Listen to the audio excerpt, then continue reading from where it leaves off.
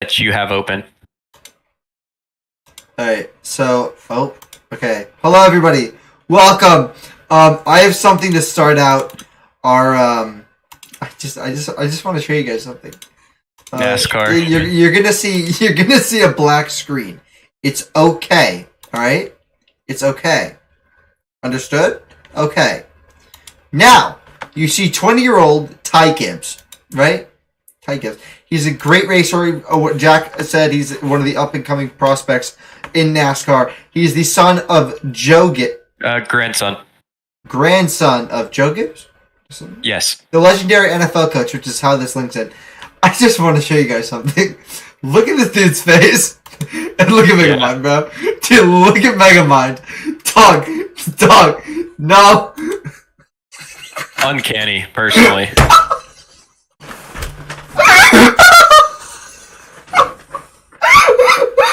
Oh my god, I fucking love it. Alright. I love how you were so far down in the Megamind search results, too. You were really digging deep for that one. This is what we get for talking about NASCAR before the show. This is what we get. Also, I want to go to Talladega with the fucking... Alright, whatever. Talladega infield. Don't take it and beat with the goddamn... Biggest party in sports, honestly. Dude, you want to go barbecue sauce wrestling? Yes. Alright, we gotta get on topic. Alright, and the NFC and AFC draft, 2022 NFL draft class. We're gonna grade every NFC East and AFC East teams draft class, and we're gonna give them a grade. I've given players grades and the team a grade. Have you done the same? I have as well. Alright, fantastic. May will be here soon for anyone who's wanting May to be here. He'll be here soon. I mean, I know I'm crying without him here. Same. I don't know who do you want me to go by my list or do you want to go by your list? I don't have the teams in any particular order, but I'm assuming we're going with NFC East first. Yes. So let's start out with my list now. Let's go with the Giants. All right. Well, surely I know a thing or two about this one. Yeah. So we're gonna give player grades, and then we're gonna give the overall grade out after. Yeah, and for this, just because I've seen your grades and they crack me the fuck up, I would love for you to, like, if we're gonna go player by player here, especially for the Giants class, I want you to tell me about the player and to tell me the grade, and then I'll tell you what I think about the player and my grade for it. All right. I am dying to hear this. Alright, so I am kind of taking the piss out of this. But we're gonna go with it. First up, pick one. Round one, pick 5, Kayvon Thibodeau. I have him as an A. I think he was a top 2 rookie pass rusher. You can make a case for him being number 1, but I would put Hutch over him, and then I'd put him close second. But he's up there as the best rookie pass rusher and was injured in the beginning, but was good when he played. Yeah, I also have it as an A. Wasn't as consistent as you'd want. Yeah. But part of that is that, especially leg injuries are hard to come back from. And I wouldn't chalk that up as him being injury prone or that injury being his fault, because besides that, awkward cut block, he didn't get hurt otherwise. He played, all the time after coming back.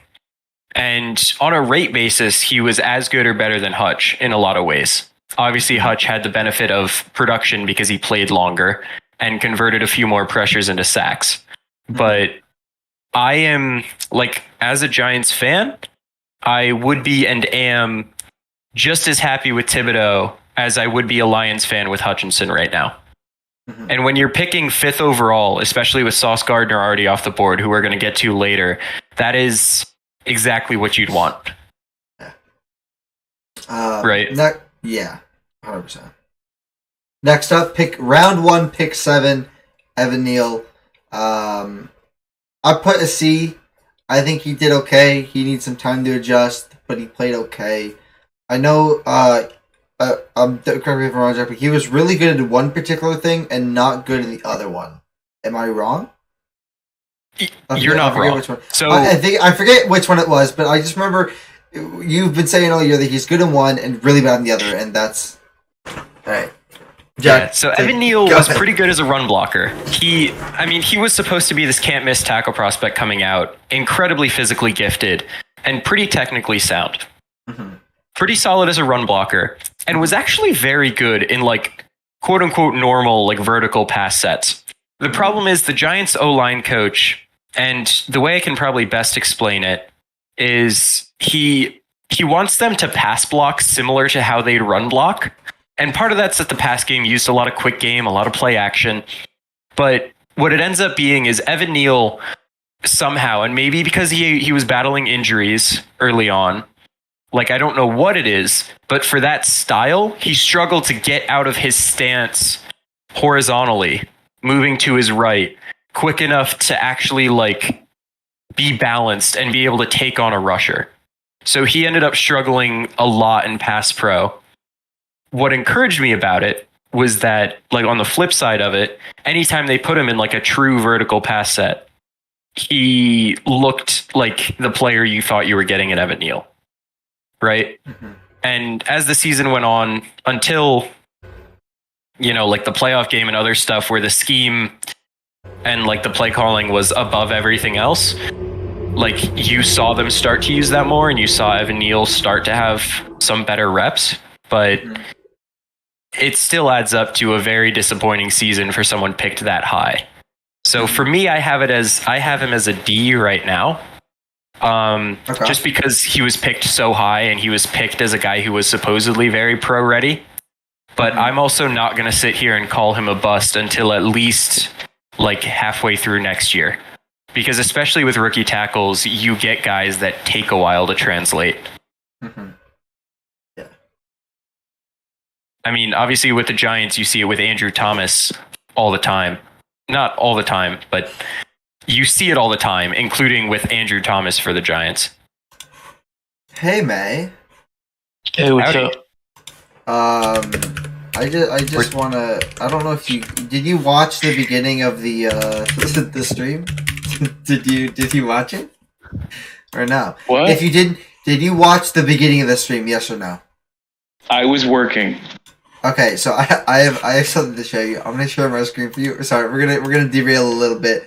I'm just gonna. We gonna see Alex's porn stash of Brock Purdy? No. So, May, can you see my screen, please? May, can you please see my screen? Can you see it? Yeah, I see it.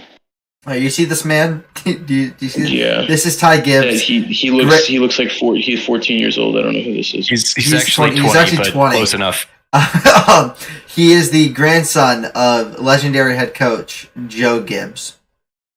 But I want you to. I want star in NASCAR. We were talking about NASCAR. We were talking about NASCAR, and I want you to tell me the difference between this dude right here, Ty Gibbs, and this dude right here. Oh come on, dude! Don't be a dick. Don't be a dick challenge, bro. If I can butt in, I'll give Briggs like a dick. So what? If there's anyone who, like, as far as on the track only, Fuck it, I'm eating a cheesesteak while talking to you guys. I guess I'm going to Pittsburgh in my mouth. That doesn't add up. That doesn't add up. Wait, a cheesesteak. Wrong side of the state, but Pittsburgh. That doesn't make any sense. It's Philly. Anyway. Oh yeah, I guess no. I don't want to step foot in Philly. I'd rather get one. Yeah, exactly. That's like no. As Bill Burr would say, the city of brotherly love isn't very brotherly. You should pick up some Altoona pizza while you're out here. Okay. No, don't look up Altoona pizza for your sanity. But anyway, the Giants' second rounder. Round 2. Wan'Dale Robinson. Pick 11. Wan'Dale Robinson. I had him as a D. He was injured most of the... Yeah. Well, here's the thing. Here's why I had him as a D. Right? I think I pretty much gave anyone that was injured, unless you were injured for like the whole year, like a D or an F.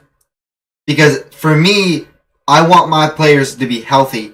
Although the Niners players are never healthy, I like other players to be healthy. Wandy Robinson, he played okay when healthy, but overall injuries derailed this season.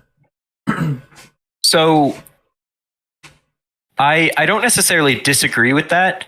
I think though that there should be differentiation between guys who are like injury prone and get a lot of injuries versus guys that have, like a torn ACL in this case, or obviously in the Niners secondary's case, where like those guys, it's not like you come back from a torn ACL and you're necessarily like guaranteed to get another torn ACL or hurt yourself.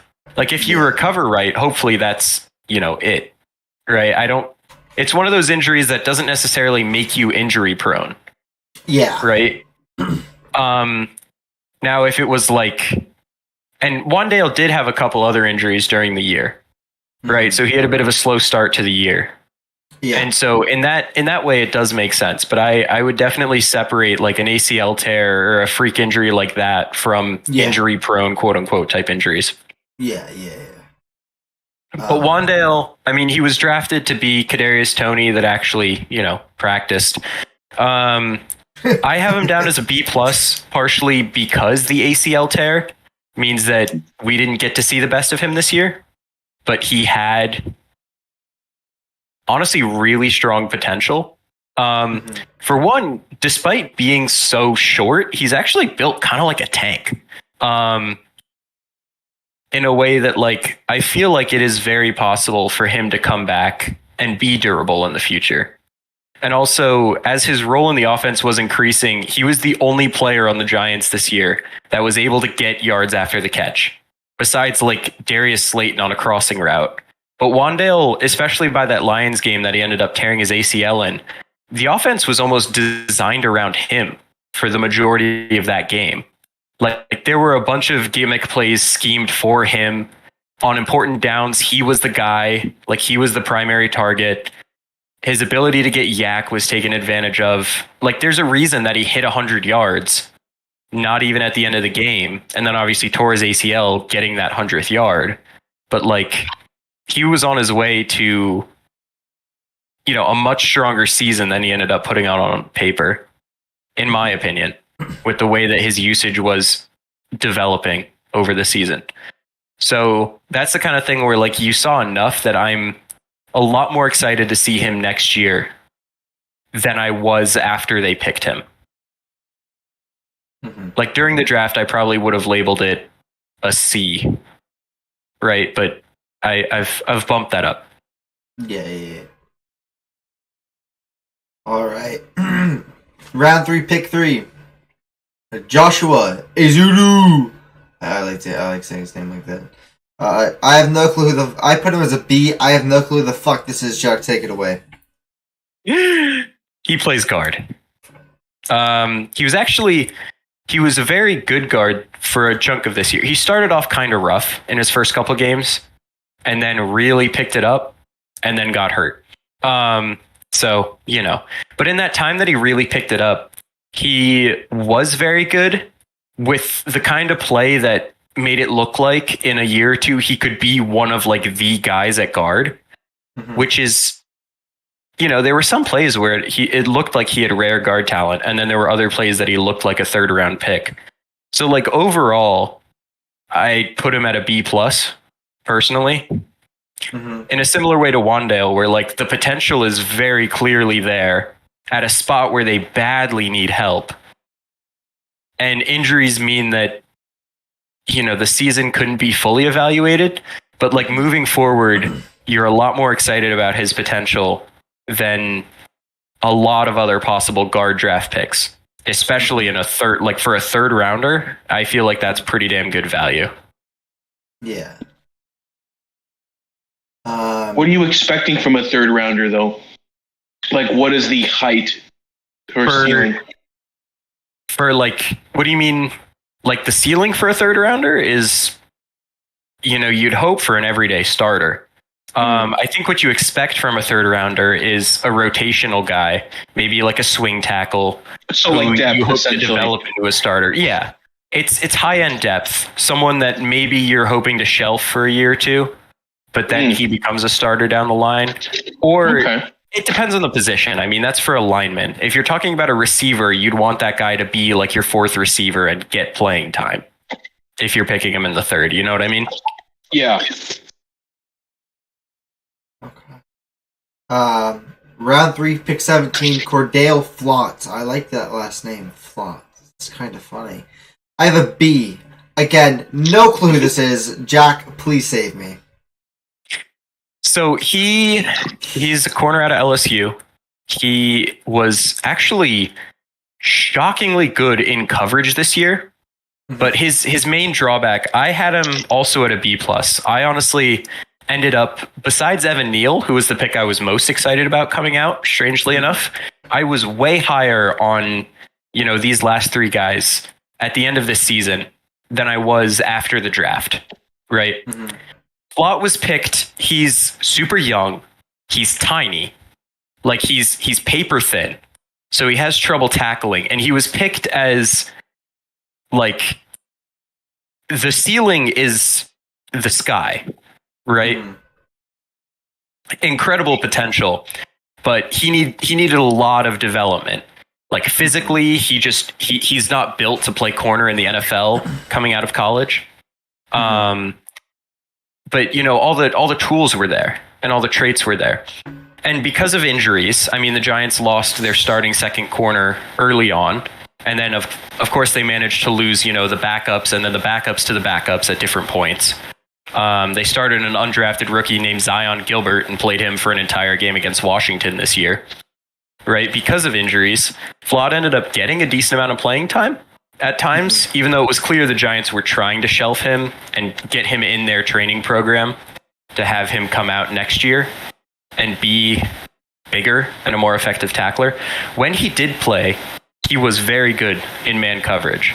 And in general, in Martindale's defense, is the kind of guy that you want to have in that secondary. In Week 18 against the Eagles, he, was one-on-one and pretty much shut him down the whole game. Probably the only play that anyone outside of Giants fans saw him all year was against the Vikings. He got 3 snaps in that game on the last drive. The second of those snaps was a ridiculously good play on a 3rd and 8 pass deflection on KJ Osborne to set up the 4th and 8 stop that won the game for the Giants. And if you go back and watch that play, that is very impressive in a vacuum. He also had a pick that ended up barely hitting the ground, I think, in the first Vikings game. When he played, he was pretty good. So for a third rounder, if moving forward, you're like, wow, this guy is better in coverage than anyone the Giants have except Adoree Jackson, but he has some more developing to do. That's where I landed on a B+ for a mid-third rounder. Would you say that other than quarterback, the second most like draft ready, you need to play as soon as possible position would be CB? I actually hard disagree on that. Because to me at least, cornerback and offensive tackle end up being 2 of the positions that it takes the longest to adjust from college to the NFL for some reason. And corner especially. I mean, unless you have a Sauce Gardner, or also this season, a Tariq Woolen. This season, in the last couple of years, we've had pretty good corner classes. But in general, corners take a while. Yeah, Surtain. That was who actually pushed me to say the last couple we've had pretty good classes. Generally, corners take a minute to adjust to the NFL. If a corner has a rough rookie year, you just chalk it up to, oh, they're a rookie. Next year they've seen the receivers, they come back, they get better. It's a hard position to play for anyone. Oh, he gone. Oh, he gone. Jack, do you have a fan in your room? I do. Do you want me to turn it off? Yeah. Is it coming through? Yeah, it's coming through when you talk. You're good though. You're good. It's okay. Continue. Flots. It's a humidifier that I forgot was on. Because it's dry as hell right now. Oh no. And I'm still half recovering from COVID. Yay. But That's my spiel. Okay. Daniel Bellinger. Belly. I have as an A. I think he's the steal of the Giants draft. He's a core on off. He's one of the core players on offense and played solid.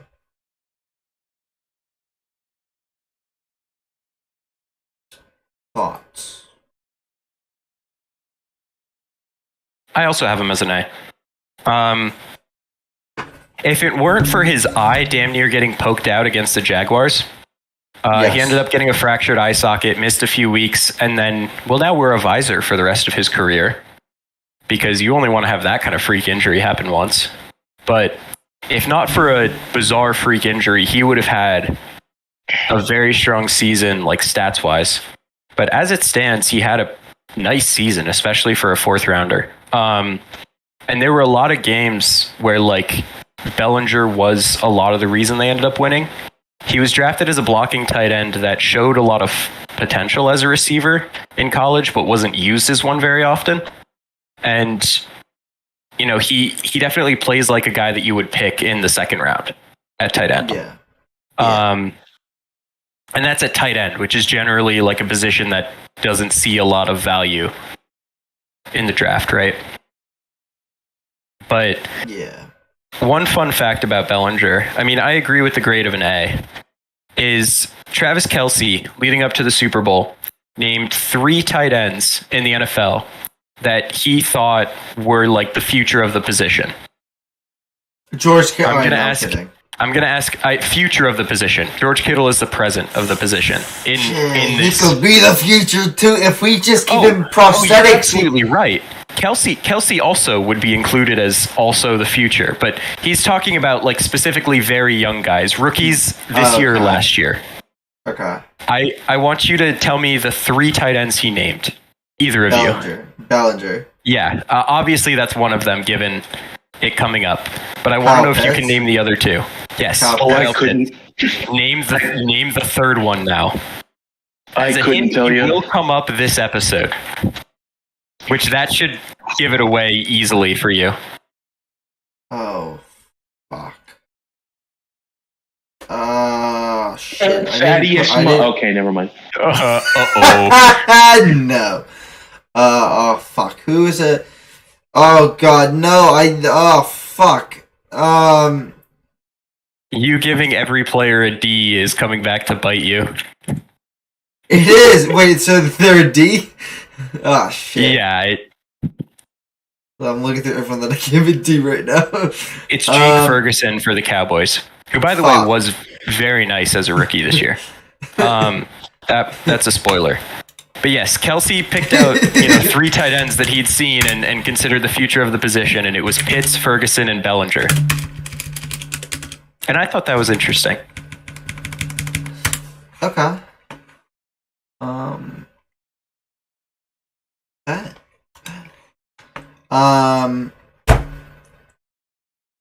Round 4, pick 9. Dane Belton. I have a C. I have no clue who this motherfucker is. Jack, for the love of God, help. So we're now in the 4th round, and I generally adjust my grades to be friendlier the further down you go. Because obviously, if you're talking about a 4th round pick, you're not going to come in with the same expectations as a 2nd rounder, right? Yep. So Dane Belton as a 4th round safety, you're not expecting him to come in and be a day 1 starter. And in some ways, he kind of was. I mean, he ended up playing a fair amount this season. Mm-hmm. The problem is, when he played, he didn't play particularly well. I think he ended up with 2 interceptions, and he's like a good dude. Like, he's the kind of guy that I'm happy to have in the safety room. But as far as a rookie, I have his season as a B-. I'm pretty sure by the end of the year, he was like a healthy scratch. Or if he wasn't a healthy scratch, he was getting like 0 snaps a game. Mm-hmm. Like, despite being drafted in the 4th round, the team preferred to play, waiver pickup Jason Pinnock over him. So, that tells you a thing or two about how the coaching staff viewed some of his play. And part of that was he just wasn't very good against the run this year. And when you have the worst linebackers in football, that's kind of an important skill as a safety. But in general, if you get benched by the regime that drafted you on a roster this barren, I can't give you anything above a B minus. So because he ended up playing a fair amount as a 4th round rookie, that's what I'm giving him. But it's a low B minus. It's a flat 80. You know what I mean? Yeah, I got you. Micah McFadden, round 5, pick 3. D. I put what Jack says. That's I don't know who the fuck these people are. I'm just going off what Jack says. He's a linebacker. I think he played mostly weak side linebacker for the Giants. So next to Jalen Smith a lot, who, God, he sucks. McFadden himself, linebacker. What do you mean? He has a 97 overall Madden card. Exactly. I still want that Madden card too. Is it out? I'll talk about it later. It's at like 850K last I checked. But McFadden, he was okay. Like, he objectively wasn't very good, but it's also hard to tell how good he actually was when he's playing next to Jalen Smith. So because he was also a 5th rounder who got forced to play because he was in a linebacker room that already sucked and then faced injuries, I gave him a C. And I'll leave it at that. All right. DJ Davidson. I put him as a D. He was injured almost the whole year. Yeah. I think he's really good on stage at nightclubs. Oh God. Instead of a dead mouse like mouse helmet, it's just a large glowing football helmet. Best part is he's a nose tackle too, so that is a big DJ. Oh yeah. But I didn't love this pick when it happened, and I don't love it now. I also have it as a D. But first of all, the Giants, for the most part, the theme of their draft was drafting guys who were really young. Right? Like, Flott's a great example of it, but like their whole class was pretty young overall. A lot of juniors declaring early, a lot of guys that, they thought still had a lot of room to develop. Davidson's 25. He's a 6'3" nose tackle who doesn't wow you with anything. And in the 5th round, when you're drafting a nose tackle, I would like for him to have some sort of ceiling. And he played, honestly better than I was expecting him to play when he did play. But of course, he got hurt early.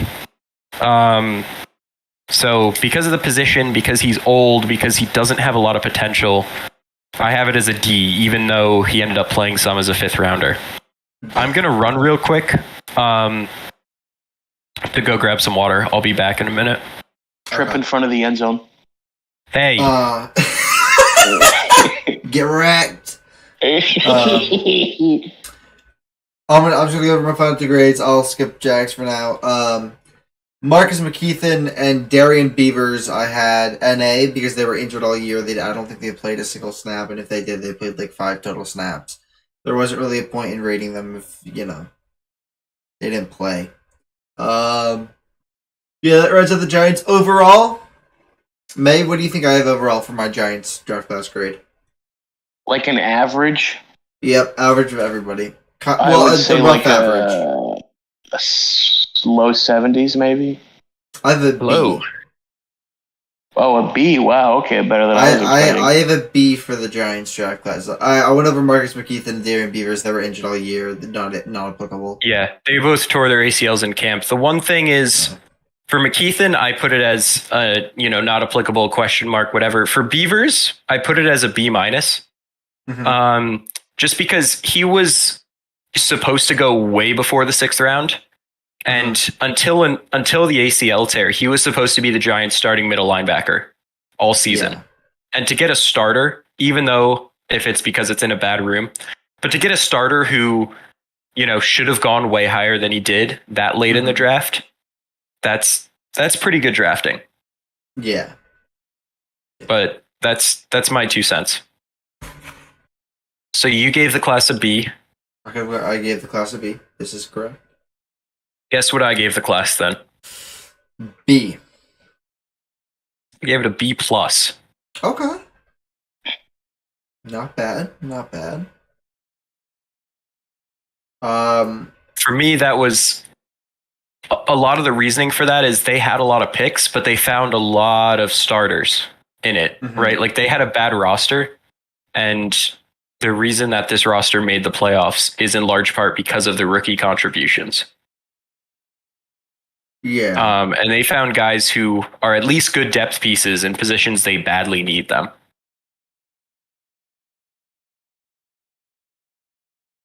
All right. Who's up next? Up next is Cowboys. Actually, they had a really good draft this year. That sucks. They did.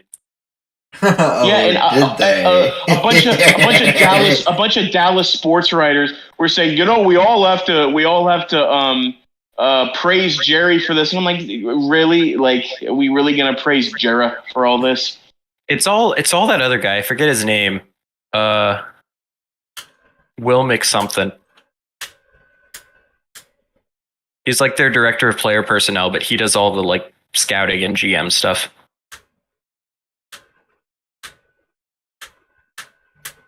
Maybe it's McClay. No clue. I don't know who that is, to be honest. Yeah, it's Will McClay. Will McClay. What? He's the GM? No, he's their vice president of player personnel.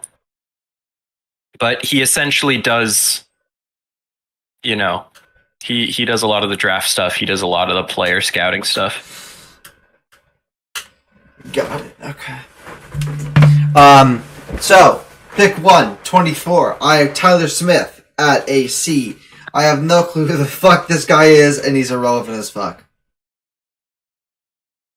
Cool. I have him at a B+. He was, especially that. I just don't know. I don't know who the fuck he plays tackle. Is. He plays offensive tackle, and he plays a very good offensive tackle, actually. Even though it was really funny on draft night, laughing at Jerry and his draft board, showing the entire media of the Cowboys draft board to prove that they valued Smith that high. The reality is they did find a pretty good value at that point in the draft at tackle. And he unfortunately will keep up the Cowboys tradition of having good offensive lines. Yeah. For Sam Smith, pick 2, round 2, pick 24, I have Sam Williams at a B. 5th in Defensive Rookie of the Year, that's all I know. Not better than Tibbs or Hutch. I have him at a B-, but that's mostly because he didn't play that much. Yeah. How is he... Wait, hold up. I don't even... Hold up. What's the dude's name? Freaking Sam Williams. Unless I'm wrong about him not playing that much. No, I thought he did. He played 15 games. How much did he play during those games? 273 snaps, 27%. And then he had 245 snaps in special teams. Dude, the dude was a special teams merchant. What the fuck? No, so he played less than 30% of snaps on defense. So that's where I got didn't play much from. Dude was a special teams merchant. Okay. Well, no, he was a solid player, but special teams merchant. DeMarcus Lawrence isn't the player he once was, and if Williams is kind of behind him in the rotation, that for a second rounder, that's pretty solid value. I mean, a B- is not a bad grade, but if I'm the Cowboys, I probably would have wanted more out of him. Yeah. Don't worry, they overpay anyone who's washed, so as long as he has like a C career, he'll be fine in Dallas. Actually, looking at the pick he was picked at, I'm going to bump that up to a B+. Oh, shit. Instead of a B-. Because he was at like the 24th pick in the second round. Why are you being nice to the Giants? I don't like this version of Jack, Alex. Well, you have me now. So, round 3 pick, whatever the fuck. Okay. We have Jalen Tolbert in F. Dude played 8 games and was straight cheeks. Damn. Yeah, that man signed his rookie contract and just said bye. I have him at a C-, which is probably a little kind. And my one comment for him is a little. My one comment for him is open quote, not great. Close quote. Bro. Dude, the dog had 3 targets, 2 receptions for 12 yards. The dude was ass. Yeah. DeMarcus. The dude played. Oh my god. The dude played 89 snaps. The dude played 89 snaps and got 3 targets. What the fuck?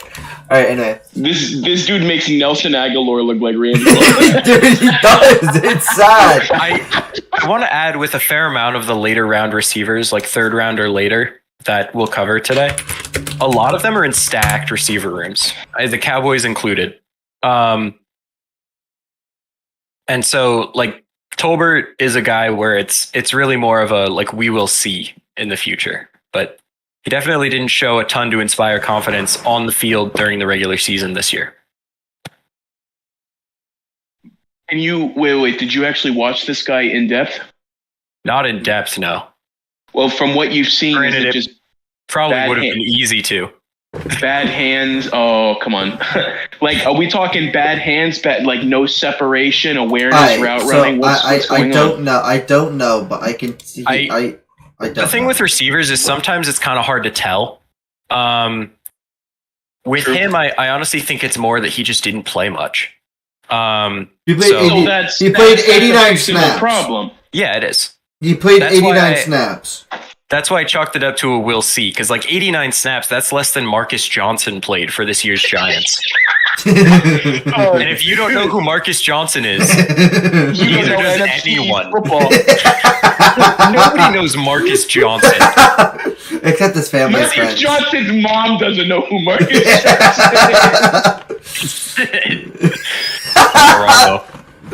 Alright. Round 4, Jake Ferguson. I chalked this dude up as a D. Dude played 60 Why? games. Dude! He had 22 targets, 19 receptions, 174 yards, and 2 touchdowns. Cool. George Kittle has that in like a game. Travis Kelce has that in a game. Like, I have to pee. but like 174 yards is like, 2 touchdowns for like 19 receptions is good. But like, I just want to. I'm going back to Tolbert for a second. If you were to guess, how many snaps did Kenny Golladay play this year for the Giants? There is no fucking way. Benched Kenny Golladay. There is no fucking way. Kenny Golladay had more than multiple times. Hold up, there's no way Kenny Golladay had more than 261 snaps. Hold the fuck up. That's what. All right, hold up. No, he did not. That is 33%. Oh my fucking god, he did. So how? This really is an issue of Tolbert just did not play. Jack. How? When you mispronounced Kenny's name, I thought you said Kenny call it a day. That's for real. That's about what it is, though. In other fun facts, twice in his career with the Lions, though in exactly half of his time with the Lions, he played a nice 69% of snaps. While I'm on the page. That's nice. El Soy Fiesta. That's nice. I gave Ferguson an A for the same reasons I gave Bellinger an A. In a lot of ways, they're very similar. They're 4th round tight ends who are starting caliber. Jake Ferguson, part of his problem is Bellinger was on a roster with literally 0 other tight ends. Like, the Giants brought in a few veteran guys in camp, and they all sucked so bad that the Giants cut all of them. So Bellinger, like, left camp as the, like, only real tight end they had. I mean, the guys behind him were, like, Myrick and Tanner Hudson, who both of them are practice squad guys at best. With all love to them, I mean, Chris Myrick is a great guy, but they're practice squad guys at best. Ferguson was in a room with, Dalton Schultz, who is pretty all right as a tight end. I mean, he was franchise tagged this year. Yeah. Or last year, but you know what I mean? Yeah. Dalton Schultz is pretty good. Yeah, well, I know he's pretty good. I mean, Ferguson, there are also a couple other tight ends for the Cowboys. Like, I think Hendershot was pretty good for them this year. They have that other guy. I forget his name, though. Like, the Cowboys are 4 deep at tight end. So Ferguson was impressive, but he didn't put up a lot of raw numbers because he was the 2nd or 3rd guy in a stacked room. Interesting. Have we talked about Trent McDuffie yet? We have not. Trent McDuffie is not in the AFC East. or NFC East or AFC East. I forgot we were going by division. Yeah, we're doing it by East. Matt Waletsk, fucking Matt. His name is Matt. Matt. D. Fuck it. Matt. Matt. That's a fucking D. He was injured most of the year. He's a fucking D. Fucking, that's it. So, I put him as a C because he was a 5th rounder. But only because he was a 5th rounder. He didn't play most of the year. Actually, no. You have enraged the Alex. Alex, because you were so violated by his name, D. Fuck you. No, I moved him down to a D. Out of respect for you. Out of respect for you. I thought you said B. I thought you said B. I was like, bro, what the fuck? Okay. I'm being kind today. Appreciate it. Off-season Jack is a kind person. Sometimes. Off-season Jack. Dude, off-season Alex is angry as fuck because his team didn't win a Super Bowl. It's tough out here. Off-season Alex has been angry for his whole life. That's crazy. Justin, yeah. All right, we're gonna go through these quick actually because we have a shit ton of fucking things to get through. All right, we don't. If you want to have in-depth talk about each division, we don't have to fucking run through it. If you want on the next podcast to do another division. So we do have the NFC and AFC East on the thumbnail. I think. Okay. Well, no, I don't care about that part, but I think that we can definitely talk less about each player. Okay. I think we can give our grades. If you want, I can give a short summary. Since a lot of these guys, I don't think you necessarily watched, but we can. Well, I'll give my summary. So my summary is short as shit. Deron Bland, C, 5 INTs, good, 70% completion percentage, and 82.2 passer rating allowed, bad. All right, there we go. I gave him an A. First of all. Okay. Second of all, that's because he's like he's starting caliber for them. He's been pretty good for them, and especially in the 5th round at a position like cornerback, that's pretty impressive. Okay. Onwards. Damone Clark, C, played okay when healthy. I gave him a B+ because he was picked to be like Jalen Smith light way back when. Hold on. I know Jalen Smith sucks now, but back when the Cowboys picked Jalen Smith, they picked him in the 2nd round. He was like a 1st-round talent, but he was hurt, and so he fell in the draft because of that.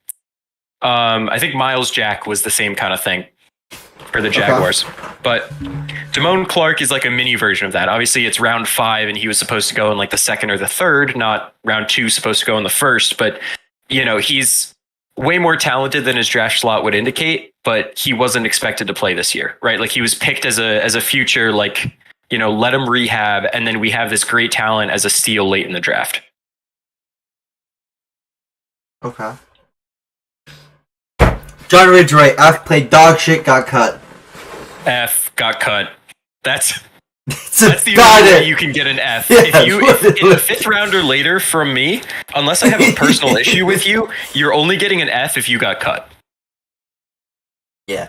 Devin Harper, D, played 3 games, did nothing, injured most of the year. Reminds me of Ron Harper, the hottest hitting safety. Wait, no, is that? What? Darren Sharper. No, Darren Sharper, fuck! Whatever. Move on. Move on. I fucked it. Didn't that guy commit a crime? Possibly. Probably.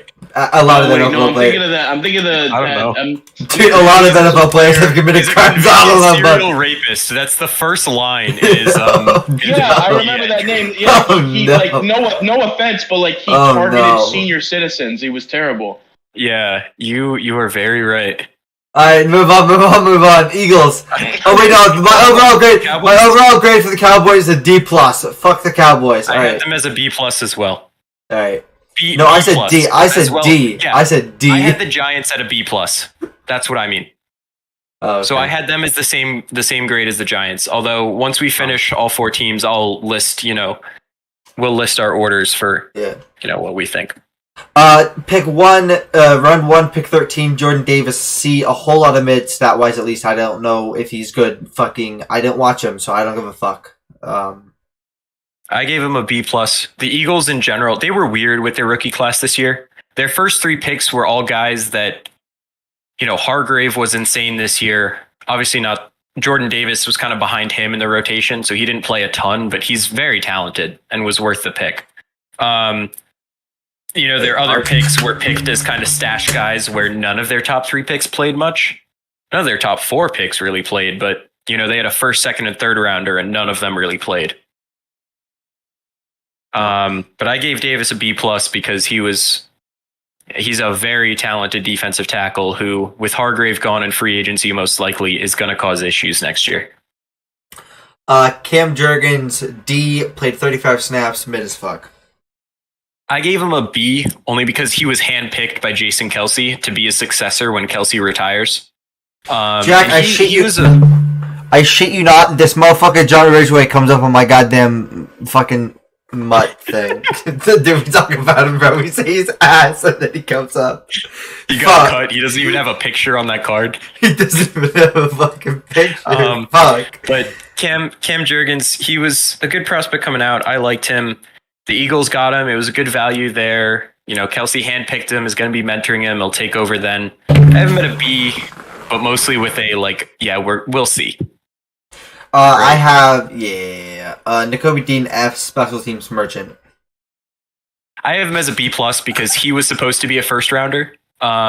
He had some weird medical scare during the draft. He was healthy, but he had something in his medicals that scared teams away, so he fell to the third.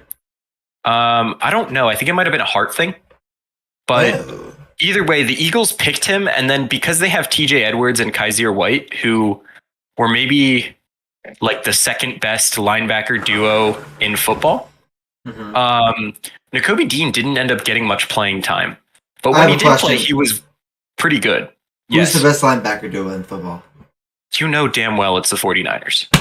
Yeah! Alright, sorry. I just had to get that out of you. Except when they play the Eagle. Okay. Alright, shut the fuck up! Yo. But Nakobe Dean was an incredible value there. He was good when he played. Next year, he's going to be a full-time starter, and he's going to ball out. Facts. Hopefully not. Grant Kyron Johnson first, I think. Grant Calcaterra? Grant Terraria. F. Played 15 games, didn't do shit. This motherfucker said Terraria. Hey, this is my Alex versus names. I have met a C. I have both of the Eagles 6-rounders. I have Kyron Johnson and Grant Calcaterra, both at C's. Kyron Johnson. Oh wait, we didn't go over Kyron. We didn't go. I have them both at F's. Fuck it. For Kyron, it's because he didn't end up playing much. But he's a 6th-rounder, so I don't put him below a C for that because he made the team. Right? Yeah. Calcaterra actually did play a decent amount, but wasn't very good. But he's also a 6th-round tight end. So the fact that he did play, to me, deserves a C. Mm-hmm. And then probably the most impactful move of the draft. Fuck the fucking Titans for gifting them AJ Brown for a fucking number 18 overall pick. Suck my dick. It's an A. It's an A. It's an A. They didn't have the cap space too. They just had to cut Lawan. Taylor Woods. Yeah. Wait, they cut Robert Woods. I would a year after trading for him, they cut Robert Woods. I would like to talk for 2 or 3 minutes about that. Do you think he retired? Because he played for 7-8 years. How about we circle back to him after this? We finish the NFC East. All right. Overall grade for the Eagles, C. I give the AJ Brown move an A+ for what it's worth for the Eagles. Yeah, I gave overall I gave them a B+ as well. So for me, that is all 3 teams so far got a B+ in this division. All right, so now we have the communists. Pick the Washington Commanders. No, they're the communists. Okay. Round 1, pick 16, Jahan Dotson. C, a whole lot of mid. I had him at a B. He was actually pretty good for them, and he's a very talented receiver. But he was kind of a reach where they picked him. Yeah. Fedarian Mathis, F, injured all year.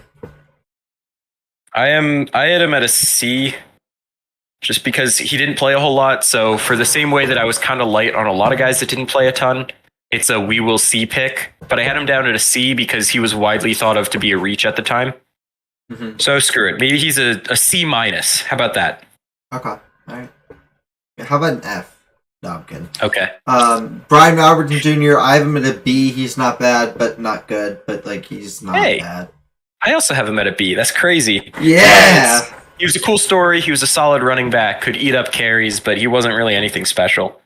And for me, that's the kind of production that you can find, even though they picked him in the third, that's the production that you can find later in the draft. I feel like you can always pick up a guy to eat some carries for you. Yeah. Percy Butler, F, special teams merchant. I have met a C because he didn't play that much, and he was a fourth rounder. Yeah. Sam Howell, F, Purdy better. I have met a B minus only because the only reason I have him that low is because he only played the one game, despite Washington having Carson Wentz and Taylor Heineke as his competition at quarterback. But Sam Howell, before the draft, was thought of to be a first-round pick. Yeah. I'm gonna be honest though, he didn't even play that bad though. Like, no, he was good against the Cowboys. He had like 174 yards or some shit like that, 194, something like that. Had like a touchdown and an interception. He looked really good. Yeah, he also ended up after bad, one but game I do with one of the longest air yard throws on the year. He was also, after being projected to be a first rounder, ended up being the 6th quarterback off the board. Damn, that shit hurts. By all accounts, that's a steal for the Commanders, even if he doesn't pan out. I haven't met a B minus just because he didn't manage to play this year, but he's going to roll into next year as the starter. He's got the enemy as his OC, so he'll probably be better than Heineke, even though that's an incredibly low bar. Oh, yeah, I love Eric. I forgot about that move. Yeah. I'm gonna be honest. I'll retract my F and I'll give him a C plus. Okay. Purdy better is true though. That is factual. Purdy's better than every goddamn quarterback of the draft except for fucking Kenny Pickett. All right. Yeah. I'm glad you saying that. And I'll fucking admit that I'm a Niner fan. I back the fuck out of Purdy, but like Kenny Pickett has. I think. Kenny Pickett's handicapped. He'd be too good if he had an actual OC. This is OC. Can we imagine the scenario where Eric actually is talking to Carson Wentz and he's like, "So I'm gonna want you to run out and just like Patrick Mahomes, wing it and throw a 30-yard touchdown," and Carson's just like, "I don't know if I can do that, coach." No, well, Carson could probably do it, but it'd be his one good play a game used up. No, he would do it. His shoulder would just eviscerate his flames. Carson would have one of his he would have his 3 good games a season, and he'd look like the next coming of Patrick Mahomes, and then he'd throw 4 stupid picks and get benched. Thanks. That's Cole what they're Turner. paying me for, coach. Cole. So I'm just gonna do the next 3.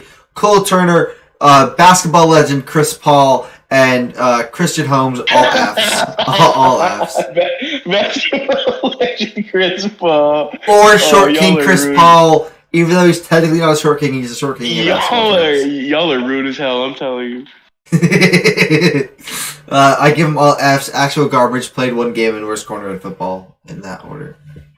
I gave Turner a C. He didn't play much, but he was a 5th rounder. So, whatever. He made the team. I gave Paul a B, actually, because he ended up having to play some and played pretty all right. For a 7th rounder, that's B quality to me. And for Holmes, I gave him a C. He didn't play a ton. And he wasn't that good, but he's also a, kind of late 7th rounder. So, worst what corner more do in you football. want? He cracked the roster. He got playing time. That's impressive for a 7th rounder, especially at a position like corner where a ton of guys get drafted. True. All right. Overall, what did you give him? D minus. I gave them a B minus overall. For me, so everyone got a B minus. I gave 3. So I gave the other 3 a B plus. And then Washington got a B minus. So everyone's in the Bs. Yes, I had them all as decently close drafts, to be honest. At least for what the different team needs were. The Eagles didn't need a ton of players, but they got guys that are pieces for the future when they run into cap stuff. The Giants needed a ton of players and got a ton of guys who can fill in now. I was going to say, talking about the coaching staff, how much of the decision for Eric to come in do you think was Ron's? Do you think that was an outside of Ron's decision making, or do you think he was like, no, I want him really bad on our coaching staff? I think that was probably Ron. Yeah. I can't see. He's such a hot commodity. I so many people wanted, including myself. I wanted either him, Bill O'Brien, or Cliff Kingsbury, and Cliff fucked off and just got playing. So I was just like, okay, and then we took The enemy. Yeah, the For enemy. the Chiefs? Yeah. Yeah. You mean the dude that LaShawn McCoy slandered on Twitter? I don't know. Yeah, bro. LaShawn McCoy kind of slandered. I don't He's follow now the Washington media. offensive coordinator. So he'll have a season as a play caller, and hopefully that'll finally get him to head coach. But yeah, I had the Cowboys as the best class in the NFC East. I had the Giants at second, the Eagles at third, and the Commanders at fourth. I don't know how you could have the Eagles at third when they drafted goddamn 5 players. You have the Eagles at second, so... Oh, fuck. Shit. Wait. Actually, hold up. In my defense, the Eagles actually would have had a D- if it wasn't for the AJ Brown trade. Hey, Jack. Okay. Yeah. So I'm just in my defense, Jalen Hurts. Fuck you. AFC East. You know what? Fuck it. You want to play dirty? Let's fucking go. No, fuck it. No. Taylor Lewan, I think he retires, personally. He talked about not wanting to go anywhere other than Tennessee. And even though he said that he would think about coming back and signing like a very team-friendly deal to stay there, I don't see that working out for either side because Tennessee is so cap-strapped. I think his free agency value can... Not like us or something. I think a team would swoop in and pick him up. Oh, absolutely. He's talked about not wanting to go elsewhere. That's interesting. He said he might, but he's, it was kind of a very unsure might. So that translates to that translates to I want a lot of money or I'm staying. Yeah. Well, or he's retiring probably because he said that he wanted to stay if Tennessee would sign him back for less money. And like he offered to take a pay cut, but Tennessee is so cap strapped. Like they cut Robert Woods, they cut Lewan, and they cut their kicker, and that got them to having not even enough space to sign their rookie class yet. Jesus! Like they're at now, I think $4 million under the cap because they started at like 25 over the cap before this stuff. So like I don't even know if they have space to sign him to a minimum contract and roster him if they want to draft a rookie class and all of that. They're in a bad spot right now. Mike Vrabel is literally just Isn't that what the Saints should have been at the past, 5 years? The Saints, though, set up their contracts so that they can keep kicking the can down the road. The Titans are, paying the price for the last few years, this season, kind of, as far as cap hits. Hold up, wait. So they took someone from the Niners fucking front office to clean up their dog shit mess. And build it up from the bottom, yeah. That's what GMs usually are brought in to do. If I remember correctly, the year that they beat Brady in New England, they spent a lot of money and they kicked the can down the road and now they're paying for it. You mean 2019? Yeah. Oh, I fucking love that day, dude. Sent Tom Brady home with a fucking pick 6. Oh, it was beautiful. All right. And it was his ex-teammate. That's also true. Logan AFC Ryan East. caught Tom Brady's last pass as a Patriot. Yeah, he thought that he was gonna in Tampa Bay this year. What? For what it's worth, he was his teammate again in Tampa Bay this year. Oh, true. Logan Ryan. But yeah, shout out to I forgot the guy who it really sucks. The guy when Brady got beat by the Rams. Someone, whoever that guy was, who got his last touchdown pass, quote unquote, because he quote unquote retired. He was gonna sell the ball for a lot of money, and then Brady literally just came back and said, "No, guys, I'm sticking around for one more season." So that ball went from a lot of fucking money to a good amount of money. It went from a fortune to I don't know, maybe use a new car amount of money. But it was Tom Brady's last game ball. Someone would have paid millions of dollars for that. May, I'm warning you now. Get ready to talk about Patriots draft picks because where we're headed. First team in the AFC East. Gonna go with the Patriots. Talk to us about Cole Strange. Okay, so I want to talk about the fact that Cole Strange did not have a picture, did not have a highlight reel, did not have any sort. I was at my grandfather's house. They were not ready for him night. to go in the first. Yeah, and me and my uncle we're Patriots fans. We're like, oh, we're gonna trade down and we're gonna draft like linemen or something in the second or third. But no, we got Cole Strange and we're like, who the fuck? And I remember, what's that draft guy's name? Oh, the draft guy who's always like one of the analysts, like famous draft. Mel analysts. Kiper. Yeah, he was just like, oh, this is such a classic Patriots fake. And remember, you can look up the clip on YouTube. Mel goes, now we're gonna see a game clip of him, and they're like, we don't have any. they didn't have anything at all. Like they didn't have any game clip at all. But as him as a player, McVay said they were looking at him for pick 100, which was funny. Yeah. No, but, Bill was just like, I want athletic guy now. I want him now. He absolutely performed his balls off. I would give him.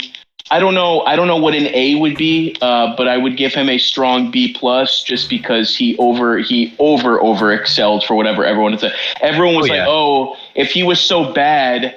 They said if he they were like, oh, because he was drafted so high, he needs to be really, really good. All those dumbass haters on like Boston people on Twitter, he proved them wrong. Like he did exactly what was expected, and then some. Like he did a really good job, and he's helping David Andrews, which is really good. And then hopefully he's from word of Bill's mouth. His college reel said that he was one of the most athletic players Bill has seen in college as far as offensive line players. So I was just like, okay, if that's coming from Bill, that means something. But yeah, I'm really excited about this pick, and hopefully he'll help us bring together a good offensive line coming soon. I have him at a solid B, only because he was a very good guard this year. Excellent. I only have him at a B because it seemed like he was a reach at the time, right? Like it seemed like they probably could have gotten him where they picked Thornton. Although you never know with the way that it ends up shaking. Yeah, no, I know Sean McVay. He would have said 100, but if he didn't want anybody else up there and he was getting shaky, I know Sean McVay would have picked him up because of his. Well, 100 was their first pick that draft. Oh, okay. That's why he was on a call watching the draft, like streaming it and laughing about it. It was because they had no one to pick until day 3. Or late day 2, sorry. I think everyone wants this guy to look, and Bill's like, no, he's a first-round pick. He's mine. But he was a very good player. I think next is Thornton, correct? Before we do that, I think Alex wants to talk about Strange. Oh, okay, yeah, Alex. Yes, I do. Oh, jeez.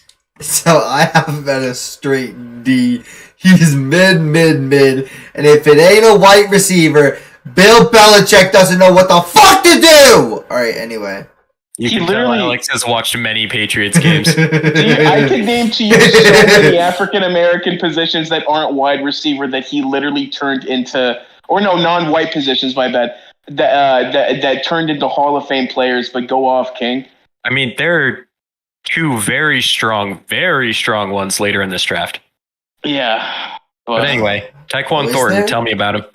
Tyquan Thornton, unfortunately. Okay, here's the thing. If we had an offensive coordinator who actually knew how to design chemistry plays and not Fat Patricia, I don't genuinely. That's the issue with Cole Strange. With Cole Strange, it's an easier math X's and O's where you can see. But the problem is. With Tyquan Thornton, when we don't have an actual offensive coordinator, when we have a guy who this is completely true. You can look this up, a WEEI and everything. Matt Patricia tried copying Sean McVay's like West Coast sort of offense, and he did it for like 4 or 5 games, and then it fell through a crapshoot, and that's what caused the fight with Kendrick Bourne. And he basically played like 4 games this entire season because he got upset at Matt Patricia in a meeting and like, why the fuck are we doing this? This is terrible. And so it's so hard to judge what his potential is. Just because there were barely any plays I could remember, like designing chemistry or him going long. Matt Patricia was incredibly obsessed with Devontae Parker going deep.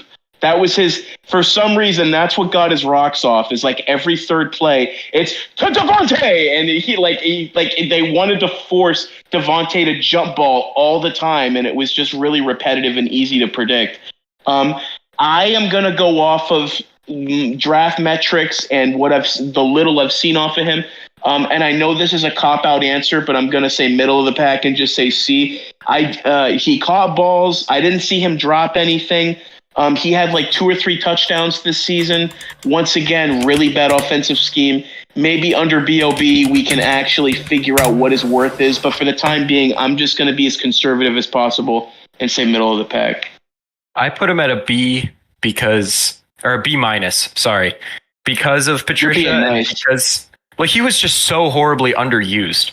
He's so physically talented, and he didn't look bad at all this year. No. Nothing just did physical. not use him. You're correct. Nothing. I didn't see any. The biggest thing in the draft was they said that he would have been a first-round pick if he had quote-unquote large hands, and I don't know. That was just a bunch of bullshit to me. He's got like crazy speed, right? Yeah. I think he was the fastest clocked receiver, and Pierre Strong was the fastest clocked. Fastest unclocked receiver, not on record. But long story short, Tyquan Thornton looks. He has the potential to be legit. I'm just glad we actually have a guy with a cap on his head who knows what he's doing. So crossed. Hopefully, completely fingers crossed. Nothing physical is any signs. He caught balls. He looked good in the red zone. The problem is we had the 31st worst red zone offense in the NFL. So I don't blame anybody whatsoever. But yeah. Alex?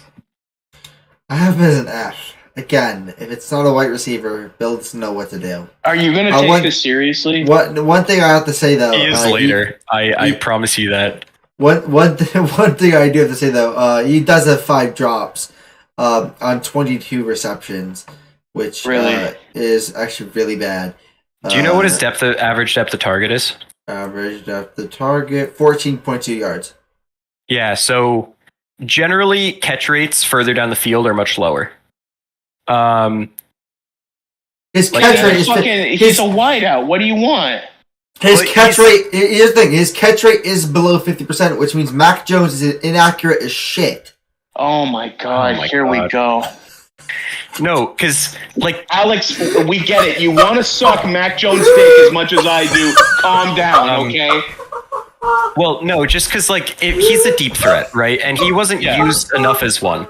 But when you're running further downfield, generally those deep threats are more likely to drop balls or to not catch things, right?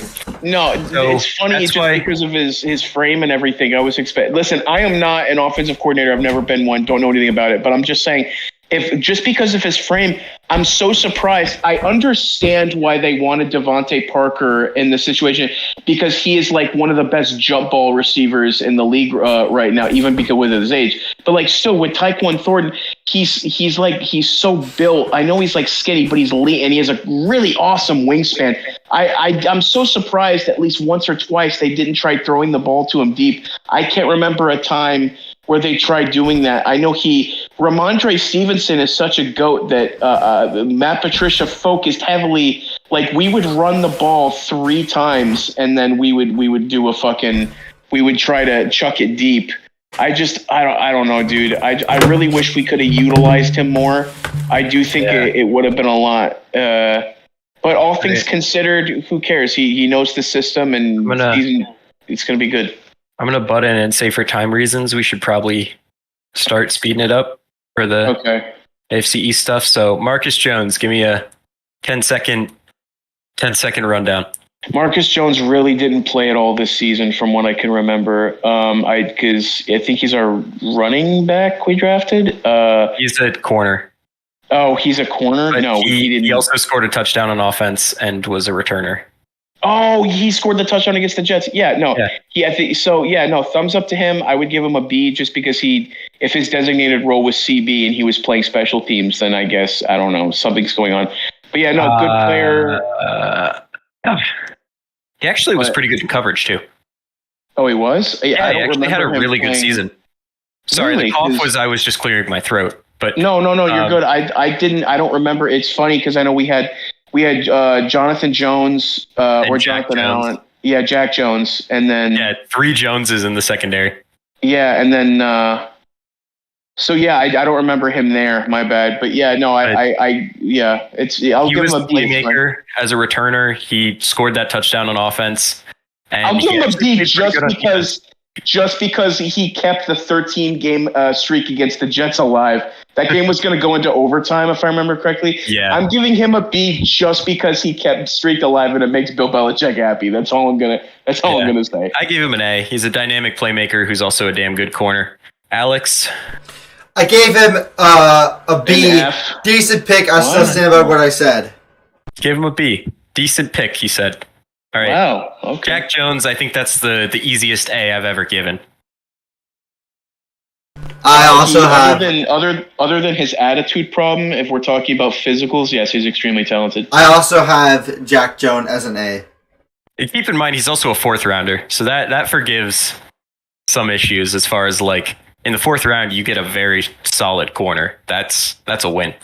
No, I listen. I don't listen. I know a lot of teams are good at certain things. I was fully expecting Bill Belichick to grab just some dude out of the stands in Gillette and wave his magic wand over him and turn him into a Pro Bowl CB. I was completely expecting that.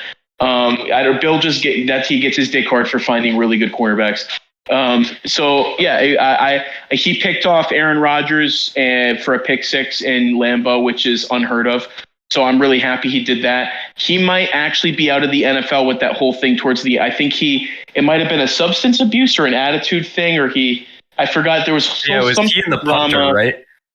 I can't remember. It was so foggy. Something big happened, and he may or may not genuinely be in the league next season. But if he is, 2 thumbs up from me. I would love to see him back. He did a really good job. He can Bill Belichick and a defensive scheme, players literally only get better or they're genuinely bad. That's just the way Bill Belichick always ran. He's just going to genuinely get better if he's in the scheme. I would give him a B. Alex is just standing there. Pierre Strong. Pierre Strong. Special teams merchant. Thank you. I gave him a C just because he was solid depth, but he wasn't exactly a feature player. And at running back, I feel like the Patriots have a million running backs at this point. Yeah, and Ramondre Stevenson eats all of them. Yes. Yeah, I would give him a C.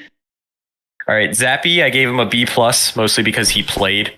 And for a late round quarterback, that is more than you can ask for usually. Belichick literally just cloned Mac Jones and changed his face. Actually, though. I gave him a B because B for better than Mac Jones. Purdy better. He did do that.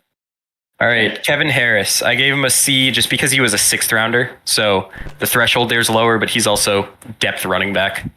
F for fucking dog shit at football. What do you think about Kevin Harris? I would have given him a D. Okay. And then Sam Roberts, gave him a D because he didn't play much at all, and he plays defensive tackle. So I gave him an F for dog shit. All right. Okay. I'll also just say I'm not aware of the name. I'll just give a C to. Chasen Hines, O-lineman, also a 6th rounder. F injured the whole year. I didn't grade him or Stoiber, like the last 2 picks the Patriots had, who were both linemen, because they were both hurt all year. Oh, fuck. Wait, no. NA. They're non-applicable. All right. Yeah. Non-applicable. All right. So. Hey, it would be cool if the Patriots got linemen. Hey, all I gotta say, this next team is dog shit and try to kill their players, but they had the shortest draft class in this fucking session. You forgot one notable part of their thing if we included A.J. Brown for the Eagles. Tyreek Hill, but that wasn't draft day. I mean, if we're talking about if you want to count it for draft day, you can't. I didn't, but like you can. I counted it, but all right. So A. Weird. So A. All right. It's an A. That trade is an A. Yeah, I gave it an A+ because he had an argument for the best receiver in football until Tua got hurt. And even after Tua got hurt, there are some metrics that he beat Jefferson by a surprising amount this year. When it comes to comparing both of them, I'm going to be honest with you. Tyreek's getting up there in age, and I know he hasn't, there no signs of it yet.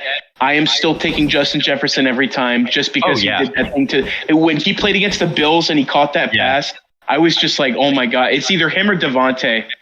Those are the two best. Future, well, Devontae's older.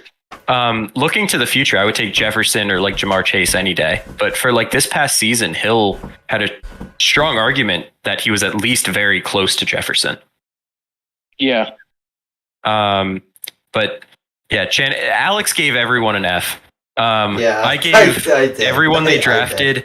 I gave their first 3 picks: Channing Tindall, Eric Ezekanma, and Cameron Good, all D's. Tindall, I said not good. Ezekanma, he didn't end up playing very much, but he was a 4th round receiver, so okay. Good was a D as a 7th round pick because he got cut, but because he was a 7th round pick, whatever. Skylar Thompson, though, I gave him a B plus because as a 7th round quarterback, he played football games. Yes, it was because of injury, but he also got the team to the playoffs and played a playoff game. He almost won. Beat the Bills. Yeah. Gonna be honest? That is a B plus season to me. As a 7th rounder. Gonna be honest? I was gonna give him an A, but I said fuck it. I want to continue the trend and just gave everyone Fs. Fair enough. The only reason I gave him a B plus and not an A was because he was actually kind of ass as a quarterback.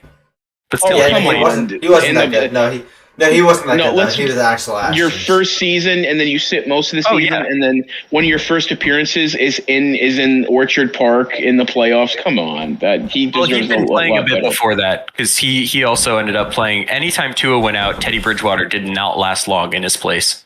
Thompson ended up playing a fair amount of the season. Yeah. But I can't give him an A because then when Purdy comes around and I give him an A+++, it wouldn't mean as much, Hey, hold up. Nah, that's not what you said you gave him in our DMs. Yeah, I said an S++, my bad. There we go. Thank you very much. All right. But yeah, and then who we got next? The Bills? Wait, hold on. What's your overall grade for the... for the Dolphins, a C. For the Patriots, mine was a B, by the way. I don't think for the Patriots, mine's a D+, but in reality, it's probably more like a C. What would you grade the whole Patriots class as? Forgot to ask that. Again, it makes me mad just because Matt Patricia took a wrench to the whole fucking thing. But if I had to not think about that, I would give it a B. Okay. I like that we were in agreement on a lot of these. Yeah. Yeah. That makes me feel better because I like to think that I'm not too biased against the Patriots. No, if we don't draft offense, shut up, Alex. No one likes your team. If we draft or don't draft anybody that's not offensive line, if we draft a receiver or someone, I swear to God, I will go to Bill's house and I will be like, what is going on? We have to get linemen in this draft or I am going to physically cry. Tears are just going to flow out of my eyeballs. That's it. All right. Bills. Khair Elam D. Fucking ass cheeks. But he is a corner, so Really? Okay. He had a 70% completion percentage and a 96.4 passer rating allowed. I mean, corners are generally slow to adjust. With him, he showed some pretty good flashes. Especially with Trey White had issues for a lot of the season. So they ended up relying on Elam more than they should have, even though they were kind of hesitant to play him early on. But he was pretty good for them, and he looks very promising. So I gave it a B. James Cook, I have a C. RB2, RB3, I have no clue, but he had 5.7 yards per carry, though. I gave him a B, a flat B, because he was a 2nd rounder, so I don't love the pick, but he was a pretty all right running back for them. So to get higher than a B for this pick, you'd have to be a star. But Cook was pretty serviceable, so B, I think. Yes. Terrell Bernard, F, special teams merchant. I had him as a C because he didn't play that much, but that's about what I've been doing for a lot of the guys. I'll say the same as Jack. Khalil Shakir, F, dude was just straight ass. I'm not aware of this person. Wait, what did they play? Well, receiver. He was a 5th-round receiver. He's actually got pretty nice potential. And so I had him at a B+ just because of how late he was picked, but he did not play much. So, you know. But he looked pretty nice when he did, so who knows?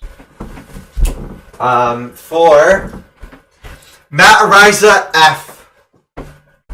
Yeah. Oh my god! Wait! Oh my god! It's the guy. It's the guy. It's the guy. We're not gonna talk about it.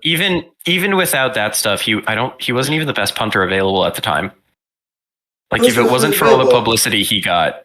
Wait, wasn't he called Punt God for like? Yes. And he was like maybe the 3rd best punter in the class, which is the funniest part. The current Titans and Ravens punters are both considerably better than he was and were like in the draft. Punt God is absolutely nothing compared to local Buffalo PD. I heard he just signed to play in the Mexican Football League. No. He's still a free agent. Damn, when Mexico don't want you, you know it's over. No. He wants a shot at the NFL, so he stayed a free agent. Huh. No one's gonna pick him up. I know, but he still wants a shot, so he didn't sign with them. Yeah, he can take plenty of shots sitting at a bar. It's not gonna change anything. Like, dude, he needs to go to Mexico. Yeah, or the CFL, but I don't know if the CFL will take him. Christian Benford, F, missed tackle machine. I had him at a B. For a 6th-round corner, he was a pretty nice value pick, even if he wasn't that great. I love the discrepancy, like how far between. Like he's terrible, and Jack's like, well, looking at the statistics, he actually played really well this season. I'm just gonna throw this out there. His missed tackle percentage is 20%. That's awful. He also plays corner. Some corners are like that. Bro. He played. Remember, he is a 6th-round pick at cornerback. Yeah, he played a decent amount. Now, alright, Jack, here's the thing. My grades are either me just fucking around because I know who the fuck the person is, or I'm just like, I don't know who they are. Like that's majority of the things. Or in the Patriots case, I'm just fucking with May at that point. So like, fair enough. Like, all right, Alex, I want you to unleash on Luke Tenuta. Luke Tenuta, you are straight ass. You didn't just get cut once. You got cut twice. You got cut twice. 2 times. He was fun in England. Bro, how are you that fucking ass that you get cut twice? Dog shit. F. Okay. No, I'm not done yet. Not enough. F minus times a billion. Okay. Dude, straight cheeks. Look, I told you, off-season Jack is nice. Fuck no. Be ruthless. Out of the generosity of my heart, I gave him an F+ with the note. Oh my fucking... He got cut twice, Jack! Twice! I just wanted to give him an F+ to see how you'd react. Not gonna lie. God damn, bro! I get you're nice, Jack, in the offseason, but he got cut twice. God. All right, Balin Spector, I have as a D because he didn't play that much, but he made the team. Special teams, pussy. Alright, sorry. He's a pussy up. Overall, I have them as a B. I have him as a D-. Fuck the Bills. Bro. I'll do. Dude, all of them are Fs except for their first and second round pick. Yeah. Alright, Jets. Alex did rate everyone later. Okay. Alex, I've actually rated the Jets nicely here. Like I'm gonna be honest. Let's go. Alright, Sauce Gardner. I'm actually going to change my grade. It's actually an F. No, I'm kidding. It's actually S++. I mean, it's higher than you can't. The dude might be the best corner in the NFL in his rookie season. Like the dude's disgustingly good. So S++. I put it at an A++ because at the time that was the highest grade I'd give until we were joking about Purdy. Yep. But like, yep. What do you mean by hold up? No, shut up. What do you mean by choking? Purdy is an S++. Oh, the fuck absolutely. do you mean? Absolutely. No, that part wasn't a joke. Okay. No. Brock Purdy was definitely choking on Fletcher Cox. Okay. Yo, that's a bit when much, you're my picking guy. fourth overall, it's hard to really knock that pick out of the park more than you're expected to do. Yeah. The Jets got the best player at one of the hardest positions to play in football. He was the guy that I desperately wanted coming out and was heartbroken to see picked fourth. And to be he honest, was better I than would even have I taken thought he him. would be. I would have taken him in the second round if he was available. Okay. I mean, the Giants had the 5th and the 7th pick. I wanted him at 5th overall, and he went at 4th. Jack, the Niners didn't have a first. That's why I'm saying that. I would have taken him in the second. All right. I know. I wanted to clarify that it wasn't Alex like, I wanted him at some point. Alex would have phoned in Shanahan. Listen, Shanny. Dude, I would have... Shanahan, trade everybody for the goddamn fourth. All right, trade Kyle. I know you like this Drake Jackson kid. Kyle. This guy Sauce. This dude Sauce, like you trade up for the fucking 3rd overall. I know you did that last year. Kid Sauce. His name is Ahmad. His name is Ahmad. He goes by Sauce. Oh. Shanahan, I just need a request.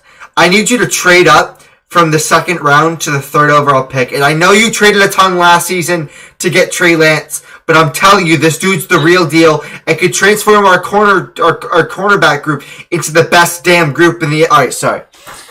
So Garrett Wilson, I also gave an A++ because, I mean, Sauce, incredible talent. Garrett Wilson, also incredibly talented, and despite Zach Wilson, transformed this Jets team to a playoff contender for the first half of the season.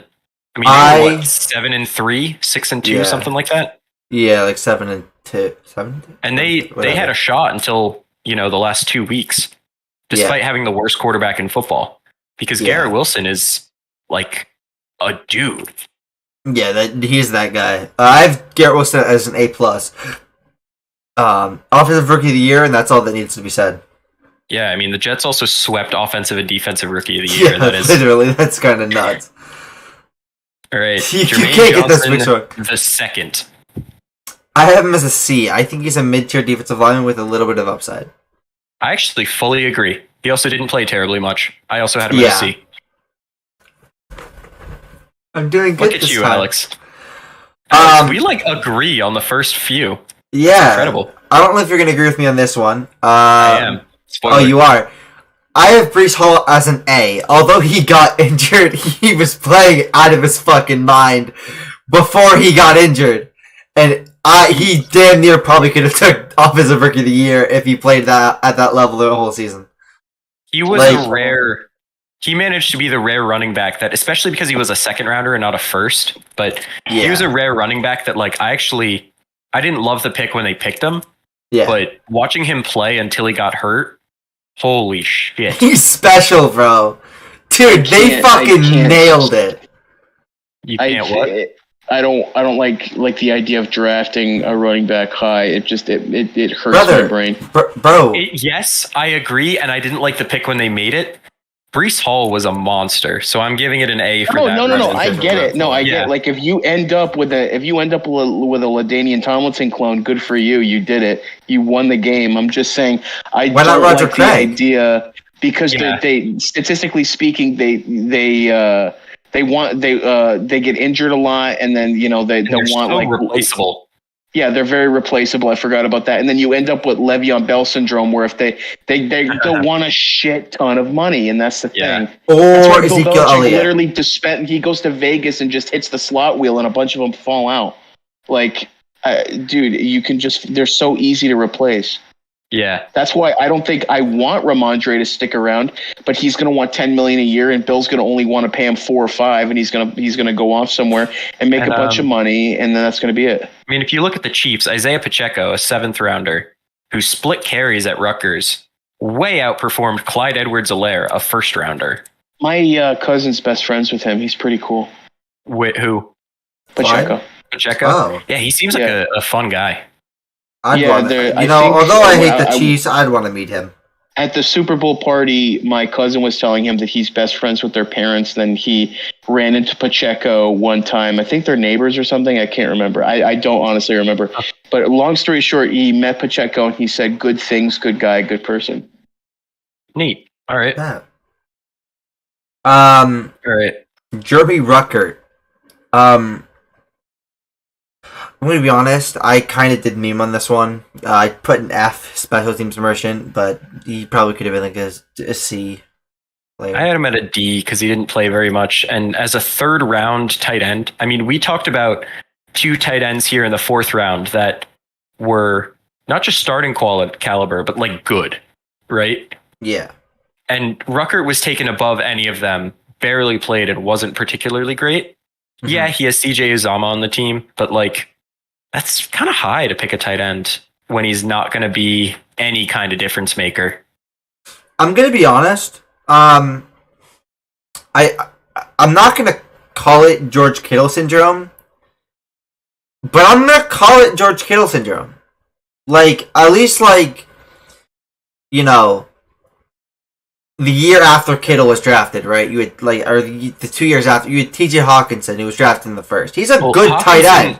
He's a good tight end. Version of Kittle in college. Exactly. They played at the same school. They were like, wow, this guy's tape looks like Kittle's. Let's pick him 7th overall or whatever. What happened to TJ Hawkinson? Well, he's a good tight end. He's a good tight end, but he just got picked he got picked in the 1st round. But a solid, pretty good tight end. He got traded to the Vikings this year, but a pretty good tight end is not worth a top 10 pick. I'm sorry. Yeah. Unless it's like Travis Kelce or George Kittle when healthy. No. Do not diss my boy Gronk like that. Gronk's retired. I'm talking about like current. Like if you're talking about retired, I mean Gronk, Tony Gonzalez, Antonio Gates, like Kellen Winslow, Shannon Sharp, like all those guys. All right. But like, yeah. Max Mitchell. I have a C. He was injured most of the season, so I had him as a C. I forgot about Max Mitchell. I'll give him a C minus. I have him as a B plus, only because he was picked in the 4th round as a tackle, and he was actually a day 1 starter for them and was pretty hyped up. And then he got hurt and missed most of the year. But like, if you're picked that late and you come in as a very hyped up day 1 starter, that's pretty good.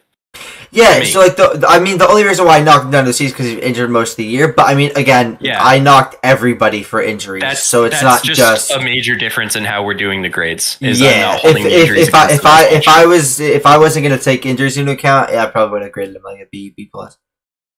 But I do. And then Michael Clemens. I have a B. He played well. Yeah, he played well.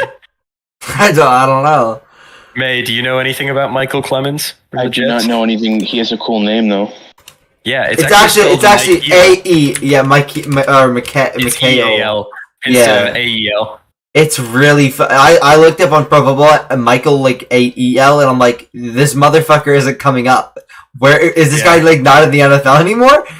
No, he just didn't. But honestly, I had him at a B. I probably should have put him at a B plus or higher.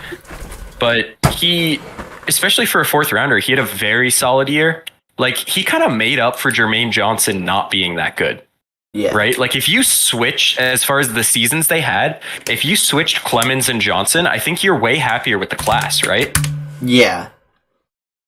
Yeah, I would agree. That's about where I netted out on him. Jack, are you proud of me? I actually took the Jets seriously. I am so proud of you. We agreed on like all basically of everything. We agreed on all of them as far as like philosophically. We just, didn't, however much we counted like not playing or being injured against someone. Yeah.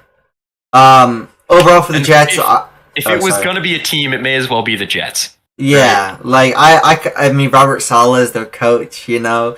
Well, also, they had a notoriously great draft class. Yeah, this is true, but I mean, Robert Saleh is their coach, so I gotta take him seriously. Overall, though, as a draft, I have him as an A minus. It might not even out, but it does with the S plus plus. I have an A plus for them overall. Yeah. May? I hate the Jets so much, but Sauce Gardner was a really, really good pick. Dude, not just Sauce. Garrett Wilson, Breece Hall, Michael Clement. They were all... Dude, their draft class is probably the best. I didn't research the rest. All I know is I've seen Sauce, and he locked us down when we played them. You've heard of Breece Hall, though, right?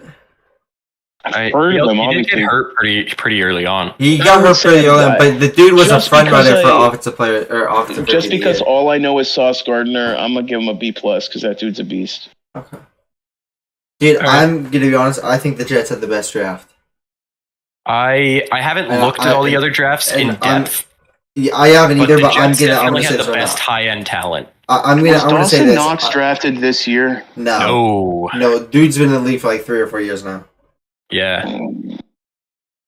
I think the Jets. I haven't looked at any of the draft classes. We'll go into more of the draft classes in future broadcasts. But I don't. The only reason I'm keeping my best. options open is it's very possible that another team got like 7 starters in the draft, and so maybe their class overall is like as good as the Jets. But as far as the top 2 guys, you cannot get better than Gardner and Wilson. I mean, if you swept the Rookie of the Year awards.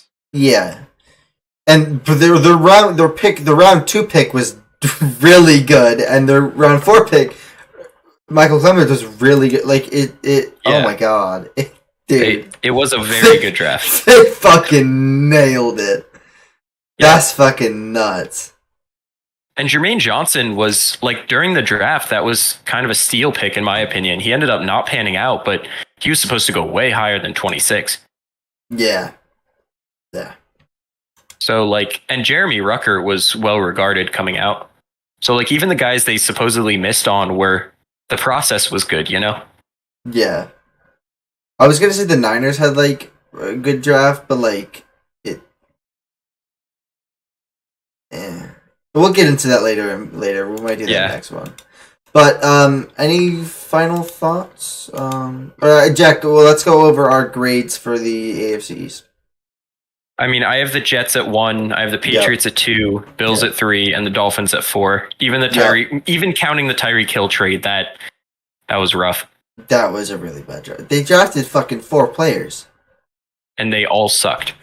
Yeah, like, I don't know how dude drafted, like, the fucking Raiders somehow. Like, the Raiders have notoriously shitty first rounds. Dog, what the fuck? That was their entire draft. Whatever. Is there any final thoughts for anybody?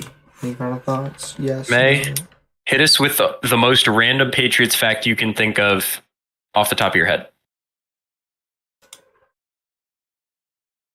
I can't think of any right now. I actually have you with the 49er fact. Go for it. 49ers legend, Steve Young. You might all know who he is. He was not actually drafted by the 49ers, but instead was drafted by the Buccaneers. Tampa Bay Buccaneers. Yep. The creamsicles. Also, I have another fun fact. Roger Craig, the man who notoriously never fumbled, ended up fumbling in the 4th quarter versus the Giants in the NFC Championship game while trying to run out the clock. The Giants recovered the fumble, drove down the field around 30-40 yards, kicked the game-winning field goal with no time left. The Giants then went on to win the Super Bowl that year. I think one of my favorite random Patriots fun facts is that one year when Vince Wilfork we were playing in the playoffs, Vince Wilfork was late to a game, it wasn't to a game, it was after a game. He after a playoff game, he was driving home and a car like got into an automobile accident on the side of the road, and it was like a mom and some kids, I think. And he stopped on the side of the road and pried the door that was stuck off of the car and helped them out. That's actually Vince Wilfork is literally a mountain of a man in spirit and in body. Yes, icon. That's dope as hell. All right, and I'm going to hit you guys with a Giants and or Steelers fact. Except no, I'm also going to hit you with a Patriots fact. Personally, my favorite Patriots fact. I don't like where this is going. No. I want to know what one of the craziest things to happen in recent memory was, by the way. The Patriots, a bit over a decade ago, managed to go 18-0. Right before the Super Bowl, mysteriously, somehow, they just canceled the season.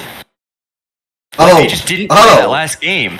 Isn't that crazy? Yeah. That's actually nuts. Like, I know I usually give you like a Giants fact or something, but that's pretty nuts to me personally. I mean, who is the team that they were going to play though? You want to know a college player I wish panned out like much better? I really Reggie think Bush. Tim Tebow would have done. Listen, I think would have been and fun. Also, you know, Tim Tebow he had a really good playoffs resume. Next thing I know, you're going to start talking to me about Blake Bortles. Bro, he was decent for a season and then dropped off a fucking cliff. May was talking about things that would make me sad, as in Tim Tebow in the playoffs. That's why I said Blake Bortles. Don't Giants get upset about that fumbled like punt return that ended up in a touchdown against the Eagles? Which one? Ooh, the one Deshaun Jackson, Miracle in the Meadowlands. There's actually two miracles in the Meadowlands. There's actually three, isn't there? There was the guy, the running out the clock fumble. There was the punt return fumble by Deshaun Jackson. Wasn't there a game-winning touchdown run as well in the Meadowlands? Wasn't it? Oh no! I always thinking of Deshaun Jackson. Look! At least we can all agree that we've never had to watch the butt fumble. This